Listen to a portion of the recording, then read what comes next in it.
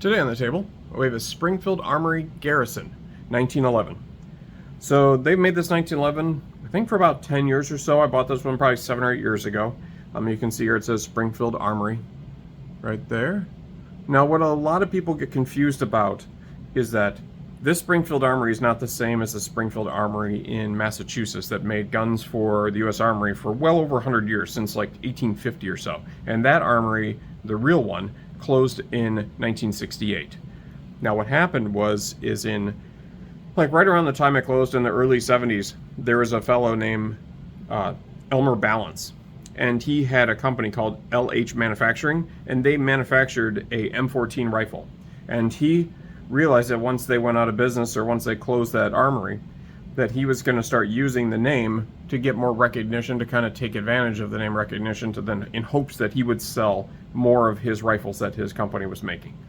And it worked for a little bit, but shortly thereafter, he ended up selling it to Bob Reese. And Bob Reese owns, well, he owned another company out of Illinois that produced guns, and then he took over and used the Springfield Armory name, or licensed it as the Springfield Armory, and from then on began using that name again, also to use the name recognition to then be able to sell more pistols and rifles. Now his company made rifles. He actually still owns it, and that's who this is made by. He still owns that business, and they make rifles, but they make mostly now pistols. And if you look on their website, they make quite a few 9mm, 10mm, many different 1911s. And then there's like even a high power copy. There's a, like I said, a couple different 9mm.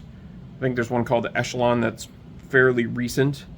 And then they do their version of a Browning high power as well, which is a 9mm. So this is the Springfield Armory Garrison. So like I said, had this about 7 or 8 years now. It is super well made. Right now I think they go for about $800 or $900 if you're looking to buy a new one, and I think that's about what I paid for this, around 7 or 8 years ago. We can do a quick safety check on it here. You can see right there, it's not loaded, and then the magazine's not loaded. As you can see, it's actually a really nice mag. The gun itself is actually made very nicely for the price point. It's very similar to that Ruger SR 1911 that you saw me post probably 2 weeks ago.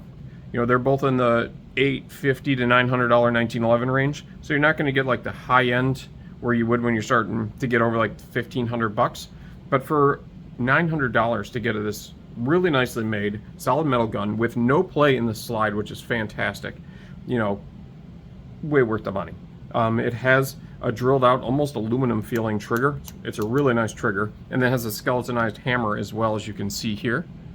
And then the sights are just your standard Tritium sights there. You can see those there. And then here's the front. It's got an easy takedown. You just push this in, and then this turns, and you can pull it all apart. It's really, really easy to clean it. I haven't actually not shot it much. I have shot it. It shoots great. It shoots just like the Ruger does, and a few of my other 1911s. It's super reliable, as most 1911s are, because that's really just ammo based. But yeah, and it's really nice looking. Like obviously it's been sitting in my safe for a while, but I mean, based on the color of it, it's kind of just has like a black finish on it. It's not really like a blued finish per se. It would be a very, very dark blue, but it's basically a black finish that's on it. And it's just really nice. And the back strapping on it is really well milled, so you can see that there. That's a really nice finish on it. And the front strap is actually just smooth. I do like it because I like my 1911s to have just a smooth mag on there. I don't like the ones that have the rubber bump stop for drops. I just don't like the way that looks. I think it looks nice when it's just a nice clean look like this. So, and it comes with 2 mags, or mine did. But yeah, and you can see the markings on it as well here. Just has the serial number there. It says Springfield Armory with their logo, and then on the back it just says Garrison right there. But yeah, if you have one, let me know if you shoot it. I think it's great. It's just super well made, and for the price point, I mean, why wouldn't you want it, or why not buy them all? But let me know in the comments if you have one, if you shoot it. And thanks again for watching.